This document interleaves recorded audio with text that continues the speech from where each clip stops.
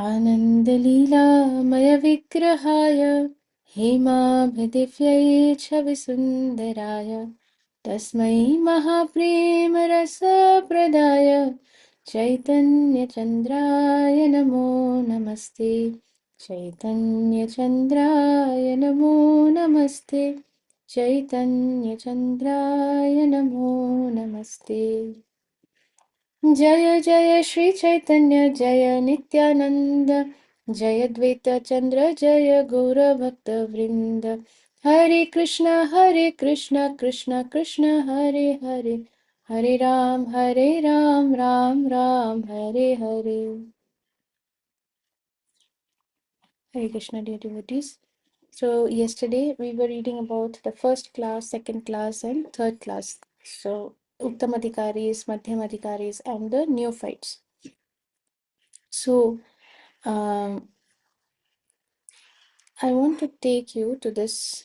We read that from Srimad Bhagavatam, Canto 11, second chapter, 45 text, that first class devotee always sees Supreme Lord as the soul of all living entities. Thus, in seeing all living entities, he sees Krishna and nothing but Krishna. So, I want to go to this 11.2.45 and read something from there.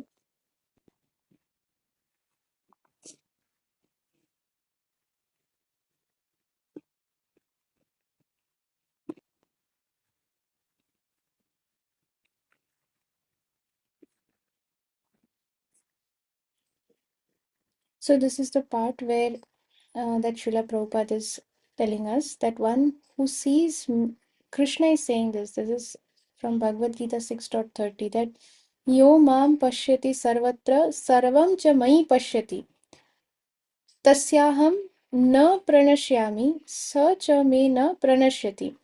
For one who sees me everywhere and sees everything in me. Wherever the pure devotee sees, he sees only Krishna. And uh, and he knows that everything is part of Krishna, is within Krishna.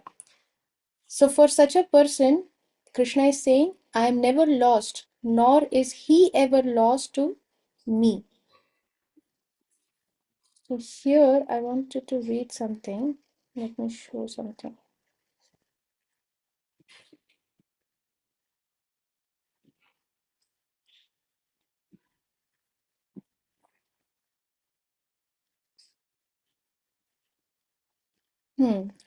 So Srila Prabhupada comments, a person in Krishna consciousness certainly sees Lord Krishna everywhere. That is Krishna consciousness, that our consciousness is filled with Krishna. So, a person in Krishna consciousness sees Lord Krishna everywhere and he sees everything in Krishna. Such a person may appear to see all separate manifestations of the material nature, but in each and every instance, he is conscious of Krishna, knowing that everything is the manifestation of Krishna's energy. Nothing can exist without Krishna, and Krishna is the Lord of everything. This is the basic principle of Krishna consciousness. Sarvasya aham hridisannivishto and aham sarvasya prabhava.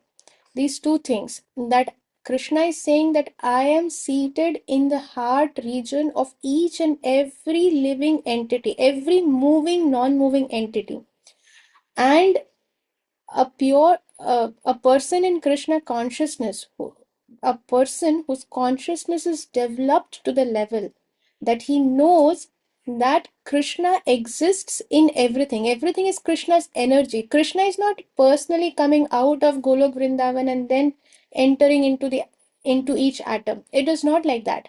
Krishna is very much fully present in Golok Vrindavan, and everything that is there is his energy. Krishna doesn't have to leave his own place and stop doing his pastimes in order to enter into a universe or a planet.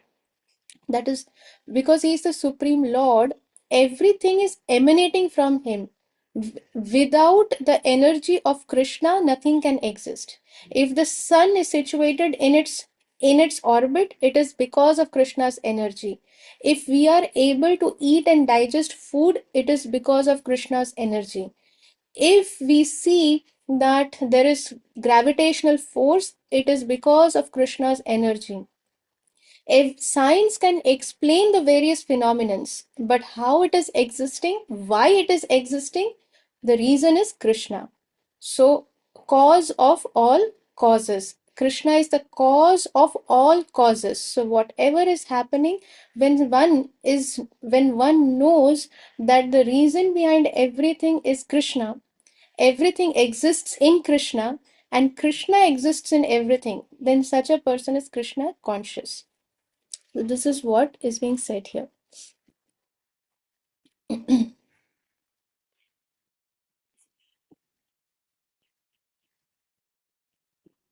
Hmm. Just move this. And this is again, uh, I wanted to read one more part of this.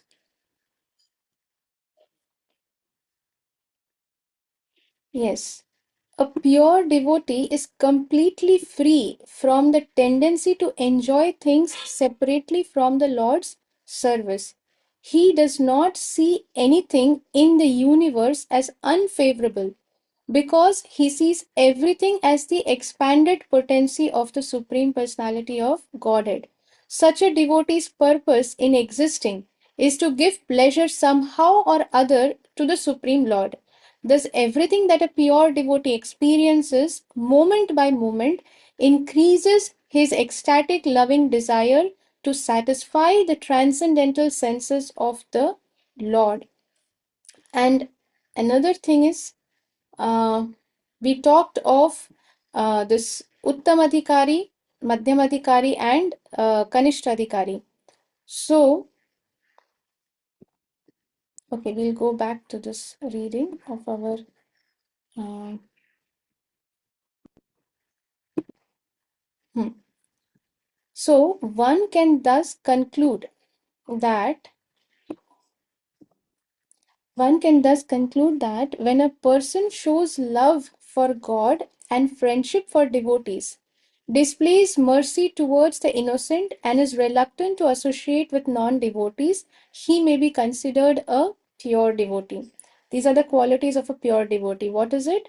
One is a person shows love for God. So this person has love for God. Love for God means this person can see God is Krishna. This person can see Krishna in everyone, knows that everything is emanating from Krishna. Everybody is part and parcel of Krishna. Therefore, he does not see anybody as separate from Krishna. Since he has love for God, therefore, he has love for every living, non living, every moving, non moving entity, everything. And what is the way this person deals with everyone? One is love for God. Second is friendship for devotees. Devotees are like friends because like-minded, they are in the same page. Displays mercy towards the innocent, those people who may not be directly in Krishna consciousness, may not be engaged in devotional service, may not be knowing anything about God or Krishna, but they are innocent. Their hearts and minds are open to understand this thing. Such a person is called innocent, who have not already created some concocted mindset, who are not so full of ego, ahankar, that I know everything, I don't need anybody else to tell me anything. Such a person cannot be called innocent. So, what does the pure devotee do? He shows love for God, friendship for devotees, displays mercy towards the innocent, and is reluctant to associate with non-devotees. Who are uh, called non-devotees? Here it is those people who are envious of Krishna and Krishna's paraphernalia. Paraphernalia means Krishna's name, Krishna's form, Krishna's pastimes, Krishna's instructions, Krishna's devotees, his own holy dham, everything. All this is Krishna's paraphernalia. So if somebody says, "Arey, what prasad? Chi," then we should understand this person is envious of Krishna. If somebody says ki, "Arey, what you are doing you are worshipping a human being, have you lost your mind?" Somebody says like this for Krishna's dear devotees, then we should understand they are envious of Krishna. When somebody blasphemes the devotees of Krishna, we should understand that they are envious of Krishna, because Krishna and Krishna's paraphernalia are non-different. So any kind of discrimination is to be understood that they are not innocent. If somebody says that, "Oh, you are looking at this wooden form, this metal form, the stone you are calling some Giriraj Maharaj, you think this is some deity or something?" So this is envious nature. This is not innocence. Innocence is that somebody may come and say that, "Oh, what is this? You are worshipping a stone? What is this?" But when you say that, "No, no, no, this is not a stone. This is actually Giriraj Govardhan, the king of all mountains, Haridas Varya. He is Hari as well as he is the greatest of all devotees of Hari, of the Supreme Lord." As soon as you start telling them, they are like, "Oh, is it? Oh, is it?" So they are innocent because their hearts and their minds are open. They may ask questions. They may have many, many questions that, "Oh, how do you know that what you are saying is true? Where is the proof?" So you should be we should be able to give them reference from the scriptures that, "See, this is what it is said." Like in many so I was there was one more thing that I wanted to show what Lord Shiva says, but I'm not able to find the page. So because I'm a little technologically challenged, so maybe tomorrow if I find, I will show. So this is the behavior, this is the mood of a pure devotee. Srila Prabhupada is saying, Mahaprabhu is saying that such a person who follows these four things, shows love for God, friendship for devotees, mercy towards the innocent, and reluctant to associate with non-devotees. Reluctant to associate with non-devotees does not mean that the person has hatred or grudges towards the non-devotees. No. Reluctant to associate means what? Associate means that we are sharing our heart with someone. We are accepting their opinions and their advice or suggestions in our life. That is associating. If just somebody comes and says that, "Hi, how are you?" There is no harm in saying that, "Yes, I'm doing fine, how are you?" There's no harm. This is not association. Many people think association means that, okay, if we are sitting together in one bench, that is association. No, that is not association. You may be sitting on one bench in the theater, both of you may be wearing tilak and kantimala and dhoti kurta and sari and all, but if you're sitting in a movie theater watching a mundane material movie, then that is not association. That is not taking association of devotees, because where is the devotion there? Devotion means uh, service to Krishna, loving service to Krishna. So, watching a mundane movie, what is the devotional part of it? That is not, Krishna doesn't care about it. How does it please Krishna? So, associating with devotee means that we are exchanging the the loving exchanges between devotees is always pertaining to to Krishna, like speaking about Bhagavatam, or have if I have a doubt, I will ask another devotee that I have a doubt in this place, or um, to ask that, okay, what prasadam did you have today? That is also devotional, because if that inspires me, tomorrow I may think, okay, let me cook that for Krishna. That is also devotional. I mean, that is also a good association with devotees. Or what other services are you doing? Can you make a garland? Can you teach me how to make a garland? That is also association of devotees. Association with non-devotees means that we are doing, okay, how is your office work going on? And what did your boss say? Arey, these bosses, they have no sense. This is Prajalpa. There is nothing connected with Krishna here. So this is taking association of non-devotees. People who are envious of Krishna, who don't want Krishna in their life, and and being in association of such people, we will also slip out, fall down from our whatever level or whatever position we have come by the grace of Guru and Krishna and Vaishnavas, we'll fall down from there. So, therefore, a pure devotee is always reluctant to associate with non devotees. Such a person who does these four things can be considered a pure devotee. By developing devotional service, such a person can perceive that every living entity is part and parcel of the Supreme. Even the non devotees, they are also part and parcel of the Supreme. Just because in so and so country somebody has been, we hear so many news that in one of the places, one boy was taken and he was hit very badly. He was killed, and then he was burnt alive. Now if we start saying that, okay, all those people, they are all demons and non-devotees, they should just die, this, that is holding grudges. To understand that everybody is part and parcel of the Supreme, and everybody is working based on their consciousness. Consciousness is something which, that is why it is called Krishna consciousness. It is our consciousness that will lead us to higher destinations or lower destinations. So a pure devotee will never associate with such people and will be indifferent to such people. Yes, we will pray to the Supreme Lord. It is not that they will not pray and they will say that, okay, let them do whatever they want. Even pure devotees, they will pray that protect the devotees, protect the innocent people. Demons, we can't do anything. But still, a pure devotee always prays for everyone, that even those who are behaving like this, please, Krishna, give them good intelligence, give them right direction, give them good mati. Right now they are behaving like a demon. They are demons only, not behaving like a demon. They are demons. They are demoniac. But you please, you know, uh, everybody is your part and parcel. So please have mercy on them. So like that, we should pray for everyone. By developing devotional service, such a person can perceive that every living entity is part and parcel of the Supreme.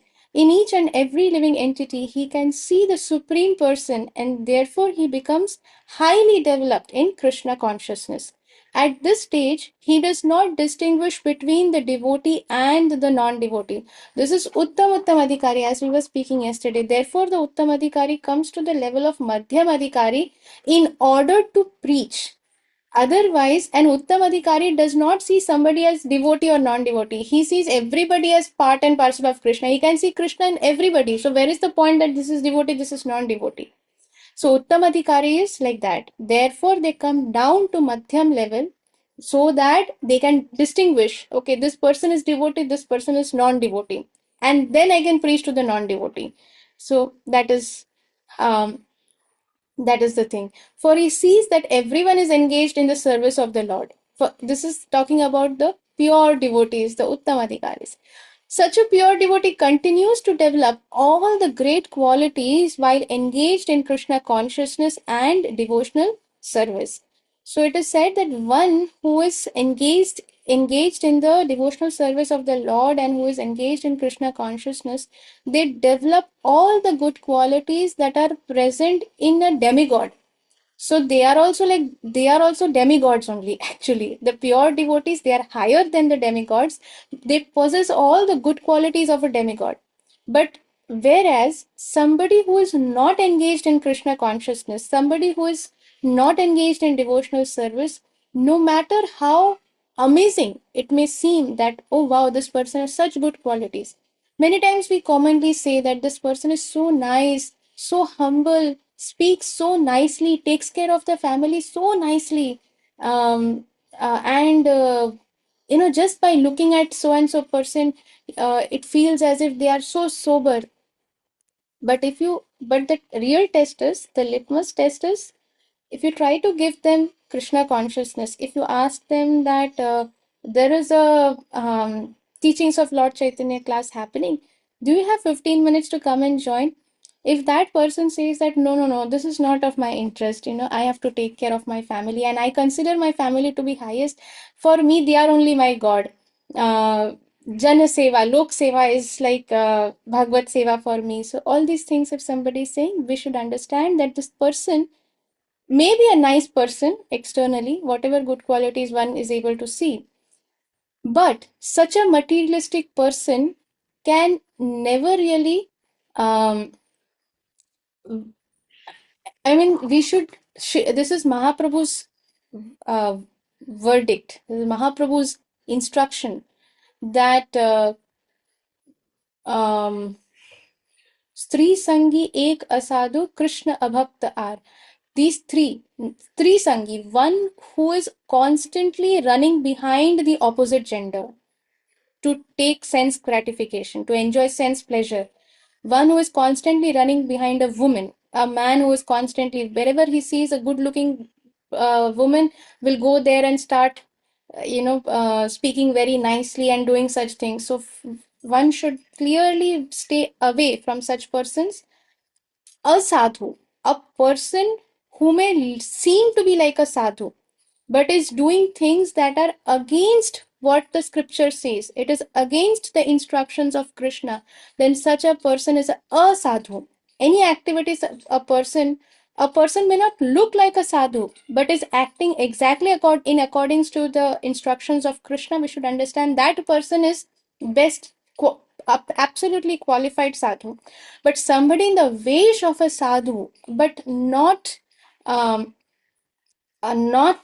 living as per the instructions of Krishna, as per the scriptures, the actions are not like that, then a sadhu. So one should clearly stay away from such a person.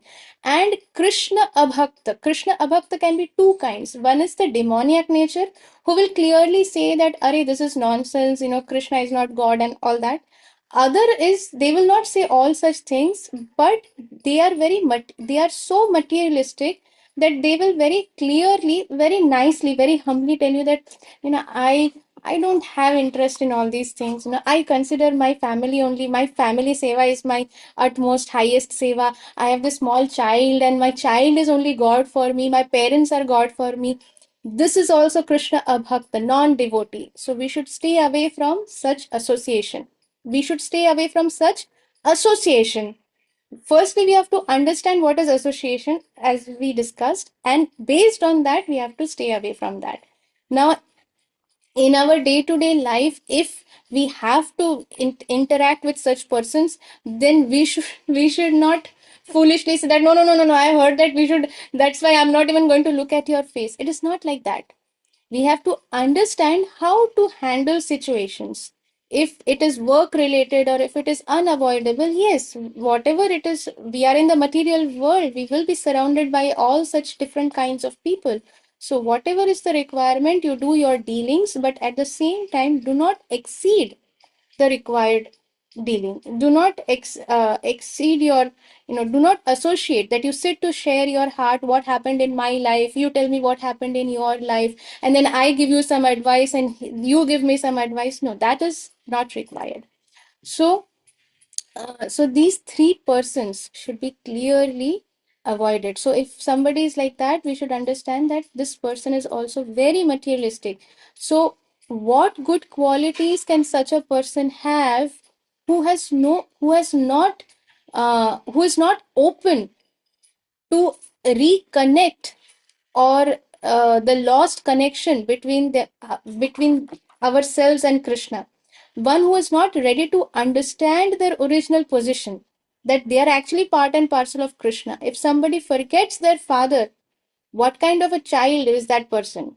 So we should understand that even if externally it may seem that they have very good, very nice qualities, we should stay away from that person, because such a person is also very dangerous. They are very materialistic, and such association will also completely bewilder us also.